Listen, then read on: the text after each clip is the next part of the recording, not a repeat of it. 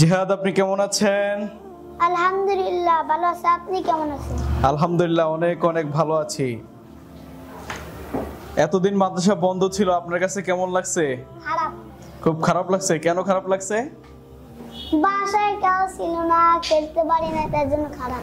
ও, বাসায় তোমার বন্ধুরা ছিল না, খেলতে পারো না, যার কারণে খুব খারাপ লাগছে। আজকে তোমার মাদ্রাসা খুলছে, তোমার কাছে কেমন লাগছে?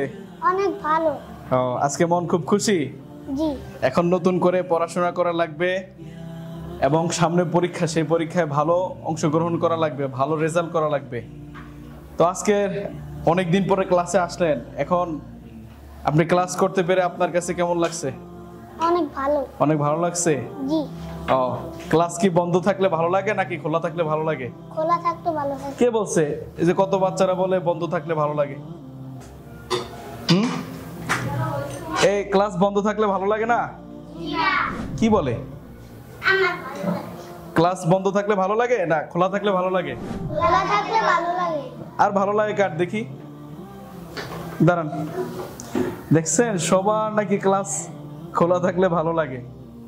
কেন, ক্লাস খোলা থাকলে উস্তাদ জিরা মারে না? মারে না? কি মজা লাগে অনেক পড়াশোনা? ও মাশাআল্লাহ, দেখছেন সবাই কিন্তু অনেক ভালো স্টুডেন্ট এই ক্লাসের। তারা সবাই বলতেছে ক্লাস খোলা থাকলে তাদের কাছে খুব ভালো লাগে।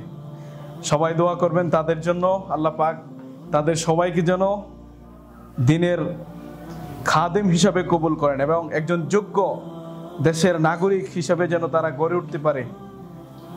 সবাই দোয়া করবেন।